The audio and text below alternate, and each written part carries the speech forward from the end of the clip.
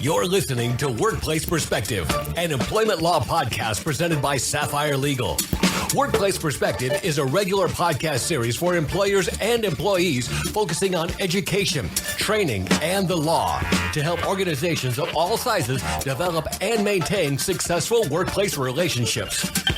The opinions expressed by guests on Workplace Perspective do not necessarily reflect those of Sapphire Legal or its attorneys and should not be considered legal advice. And now, here's your host, founder and principal attorney at Sapphire Legal, Teresa McQueen. Thank you, James, and welcome everyone to Workplace Perspective, where we are striving to raise the bar at workplaces everywhere. Today, we're talking with Mekala Krishnan. I'm going to mess up your name the whole time, I'm telling you now. That's a senior okay. fellow at the McKinsey Global Institute. Mekala leads the McKinsey Global Institute's research on gender economics, inclusive growth, and economic development. She has co-authored a McKinsey Global Institute report entitled The Future of Women at Work, Transitions in the Age of Automation. This report takes a fascinating look at the workplace of the future with an eye towards the impacts of automation on the careers and lives of women around the globe. Today's show, Mekala will be sharing her thoughts and insights on this report and its overarching message of inspiration and hope. It's going to be a great show. Don't go away. We'll be right back. The opinions expressed by guests on Workplace Perspective do not necessarily reflect those of Sapphire Legal or its attorneys and should not be considered legal advice. You're listening to Workplace Perspective, an employment law podcast presented by Sapphire Legal. Welcome back, everyone, and welcome to Workplace Perspective. Mekala. Thanks, Teresa. Good to be on. I'm really excited to have you on. But before we start, why don't you tell everyone a little bit about who you are and what you do? Yeah, my name is Mekala Krishnan. I'm a senior fellow at the McKinsey Global Institute, which is McKinsey & Company's business and economics research arm. We're essentially a think tank that sits inside of McKinsey & Company. And at McKinsey, I do research on a whole range of topics. I look at questions related to productivity growth. I study climate risk. But for the purposes of this podcast, a large group of work that I do has to do with women and their role in labor markets and how different trends shaping labor markets could impact women. Well, we're super excited to have you on the show, and I'm really excited to talk about this report. I have read it, and I thought it was just fascinating. So, again, the report is titled The Future of Women at Work, Transition in the Age of Automation. You are a co-author. So why don't you tell our listeners a little bit about the report while we start? Yeah, absolutely. So there are, of course, a lot of reports out there that talk about the future of work, but we felt, based on the broader research we've done about women's role in labor markets, that the future of work is not likely to impact men and women equally. So we wanted to really try and understand what could women experience as we move into the future of work, as trends like automation reshape labor markets. So we really wanted to try and understand the impact it could have on men, distinct from the impact it could have on women. And then through that, start to explore how women may be positioned to make the most of the trends that we may see in the future, and how we may be able to put in place practices and policies to help support women make suitable transitions to the future of work. We also, as we did the work, looked across 10 different countries, both developed as well as emerging economies. So happy to talk more about that as we go through this conversation. Well, one of the things I'm going to jump because I think it's amazing. The idea, it's sort of counterintuitive. So when you even say impact men and women differently, my mind automatically goes to, oh, we're so disadvantaged. Women are so disadvantaged. But the report, actually, the statistics didn't support that, did it? Yeah, absolutely. So, on the one hand, we're so used to a conversation that says women are disadvantaged in the labor market. And of course, that is true. And we can talk a little bit more about that later on. But when you purely think about trends related to the future of work, so on the one hand, how men and women could be impacted by automation, we find that actually men and women could be equally impacted by automation. Automation could impact about 20% of the jobs that women hold, about 20% of the jobs that men hold. And that's not surprising when you think about the types of automation technologies we're talking about today. It's robots in factories, which could disproportionately impact men, since men work in factory jobs. But it's also virtual assistants in an office setting, or cashier or self-checkout in a retail setting, which could disproportionately impact women. So net, roughly equal impacts of automation on both men and women. But the future of work is not just about automation, right? It's also thinking about what opportunities there are for jobs to be created. So as companies, for example, invest in new technologies, they're going to need a workforce to support those technologies. As we see trends like aging populations, we expect to see increase in demand for sectors like healthcare. As we see new needs in the workforce in terms of skills, we're going to see increased demand for sectors like education. And these are sectors that disproportionately employ women today. So when you think about the trends that we see in terms of growth opportunities, many of the very sectors that are likely to grow are the ones that women are in today. And so in that sense, women may be well positioned to take advantage of some of these trends. And I think, so let me talk, before we talk about because I want to transition and talk about those, but go back a little bit and talk about some of the challenges that women face in the world as we know it. Yeah. Looking forward to this age of automation. Absolutely. So, when you think about these job losses from automation that I described, or the job gains from other opportunities, what that means in one word is transition, right? So people are going to have to switch occupations. They're going to have to reskill themselves. So this is going to be a time that requires large amounts of change. And so as workers look to navigate this, there's basically three things that they need. They will need to reskill themselves. They will need to be mobile and flexible. And they will need to in some way work with technology. And women, unfortunately, face challenges on all of these three fronts. The very barriers that we experience today in our day-to-day, in our day-to-day as women could impact their ability to navigate these transitions to the future of work. And these transitions are going to be enormous. We expect that 40 to 160 million women globally, that's up to 1 in 4 women, may need to change occupations as we fast forward to 2030. So that's a huge amount of change and disruption occurring. And women in particular may find these changes challenging.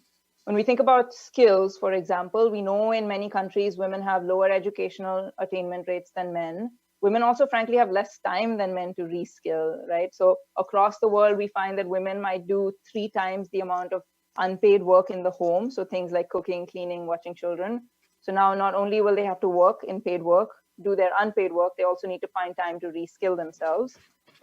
Women have challenges related to mobility and flexibility. This is everything from a lack of sponsorship that may make changing jobs and occupations hard for women, to issues in many parts of the world that have to do with transportation, a lack of transportation infrastructure, which may make it challenging for women to reach workplaces. So slightly different issues when we look at developed to developing economies, but mobility and flexibility is a big challenge.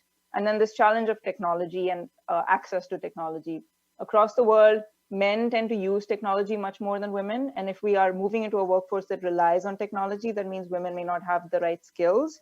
Women are also less prevalent in technology creation roles. So about 20% of tech jobs belong to women, 80% belong to men. So as creators of these forms of technology, they're also at a disadvantage. So, I love that point. I love that point because there's something in the report that talks about the fact that there would be an attrition rate. The gender issue would go away if more women were actually involved in the creation of technology as opposed to just being users of technology. Can you speak to that a little bit? Yeah, absolutely. So, the analogy I like to make is that in some sense, men and women are running the same race towards this future of work, right? So there's a race that they're running. Women are running that race with a weight around their ankles because of all the issues we just talked about. But there is a prize at the end of that, right? And that prize is if women are able to navigate these transitions, they're going to end up in better paid, more productive jobs. In many parts of the world, their participation overall in the labor force could increase because remember, they are in sectors like healthcare and education that are growing. But it is a race that they're running with that weight, and we need to find a way to remove that weight. We're going to talk about that when we come back. We're going to take a quick break. We'll be right back. Stick with us. Coronavirus has spread throughout the world. Symptoms of this respiratory disease may include fever, cough, and shortness of breath. These symptoms may show up 2 to 14 days after exposure. If you are experiencing these symptoms and have come into contact or are in an area with an ongoing outbreak, please call a hotline and/or consult with a physician. Clean and disinfect high-touch surfaces.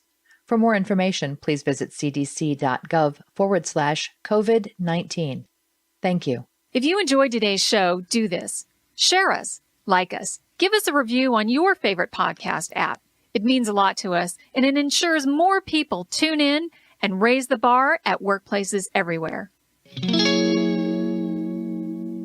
Welcome back, everyone. We're talking with Mekala Krishnan about a report she co-authored titled The Future of Women at Work, Transitions in the Age of Automation. Let's talk about transitional opportunities, because I did say at the beginning, I thought this was very hopeful, and I really did. I didn't expect it. I expected this to be one of those doom and gloom, and you're screwed as women if you don't get on board with all this. But I found this report to be very, very hopeful. So let's kind of talk about these transitional opportunities and sort of what can women do to kind of get ahead of the curve because we're looking not too far down the road, but we're looking down the road far enough. I think that people can start to think ahead and pivot. Don't you think? Yeah, absolutely. I mean, all the analysis that we talked about, these numbers that I've talked about of up to 1 in 4 women, this is out to 2030, right? So we have 10 years ahead of us to prepare. So let's talk about some of these opportunities that exist for women. So on the one hand, as I said, there are sectors that are likely to grow as we embrace the future of work that women tend to be disproportionately represented in today, sectors like healthcare and education. And so that is an opportunity that they could look to capitalize on going forward. We could look to capitalize on, I should say. The second kind of opportunity is, as economies go through these periods of automation, and remember, this is not the first time we're experiencing this. I mean, the transition from agriculture to manufacturing to services is one we've been through before. But as economies go through these moments of transformation, there are jobs that are created in sectors and occupations that we couldn't even have imagined. I mean, if you close your eyes and think back to the 1980s, would you have imagined a job like a social media manager, right? So there are entirely new occupations that are created that didn't exist in the past. And the good news about that is these are jobs that have no legacy barriers to them. There's no entrenched gender norms to these jobs. And so that, again, I think is a great opportunity. We've talked to some companies that are setting up blockchain groups, and those blockchain groups are almost entirely made up of women because there was no legacy blockchain group that had men in it, right? So that's another type of opportunity you could think about for women going forward. And then finally, there's a question of the skills of the workforce of the future, right? So what we're going to see is that the way people spend their time, the types of skills they use could look different going forward. So people will tend to spend less time doing physical and manual work because a lot of that can be automated. They will spend less time maybe on things that I would call basic cognitive tasks, things like reading, writing, basic arithmetic, numeracy. But they will spend more time on things like interpersonal interactions. They will spend more time on problem solving, certainly also spend more time on tech skills. But what that means is that a lot of the ways women are using their time and their skills today, which is interacting with other people, which is working with teams, a lot of that actually is an advantage to them going forward. So I think there are a lot of exciting opportunities here, things that we can embrace, lean into, make the most of. But we are going to require focus and attention on this issue to make sure the transitions are smooth. Yeah, I think it's like anything else. You can't just bury your head in the sand. It's coming. And when we were preparing for the show, I think I shared with you that even this conversation, and I've heard it a lot of times in talking about AI, and people just freak out so bad they don't want to hear it. But it's happening now, this idea that things are automating such that jobs are even now changing. I think I shared with you, I had a client who was talking about automating their filing system, going to an electronic filing system. They're all concerned about displacing the one person who manages the paper records. No, you're not. I mean, look at all the different things this person's going to be able to do now. But that requires that person to skill up in a way. You've got to be willing to do it and want to do it. But I just thought that was really hopeful because there are so many interesting new things and this idea, like you said, there's no legacy of gender bias there. And I have such hope for the future when it comes to things like that I love that. Yeah. As we wrap up today's show, I told you it goes by so fast, doesn't it? Absolutely. Can you tell us, because we can't help but see the issue, but how do you think the current sort of this COVID-19 situation, has it impacted your thoughts and feelings about the workplace of the future? I know the report was done a little while ago, but has it changed your thinking at all? Or Yeah, that's a great question. So I think on the one hand, the conversation we're having a lot right now is with COVID, are some of these trends coming faster maybe than we had realized, right? So we've all suddenly started working from home, working remotely on Zoom, and it's just happened overnight. We're suddenly online shopping much more. I did family trivia with my aunts and uncles the other day. I love it. We are, I think, embracing some technological shifts at a faster rate. So there is a question of some of these trends that we've talked about related to the future of work. Will they come upon us maybe sooner than we had anticipated? Yeah. I think there's also a question of how we now use this moment of recovery and renewal as we think about this next normal. How do we also use it as a reset? This has obviously been a deeply troubling time for many people, but can we use the recovery to reset in many ways, right? And I think as we think about this reset, as we think about this recovery, can we apply a gender lens to that to make sure that women aren't left behind in the recovery, that we are intentional, we make the most of these opportunities, and we give women the tools, the resources, the information that they need to move forward into this new future of work that we're envisioning. And I think the inspiration to go get it. I think that's a really key thing, I think, too, is this idea that we've got to, we've really got to give people that inspiration that you can do it. You're not going to get left behind. There is going to be opportunity for you. You just have to, reach out and seize it and try to make the best of it. That's our show for today. I thank you so much for coming on and talking about this. It's great. The work you're doing is awesome. And thank you so much for sharing your thoughts with us and our listeners. I really appreciate it. Thank you. This was fun. Appreciate it. Oh, good. Our first Zoom show. Yeah. Oh, is it? Okay, great. Catch down. All right. Well, that's our show for today. If you want to learn more about Mekala, you can find her on the web at McKinsey.com under the Our People tab. That's McKinsey.com. You can also connect with Mekala on our website at sapphirelegal.com/podcast. I also want to thank our listeners, my radio angels, James and the Knave at Night, Workplace Teens Extraordinaire, our engineer producer, Paul Roberts, our associate producer, Melissa DeLacy, with music provided by the very talented Stephen Versaloni. Thank you all for joining us on Workplace Perspective. And until next time, keep raising the bar.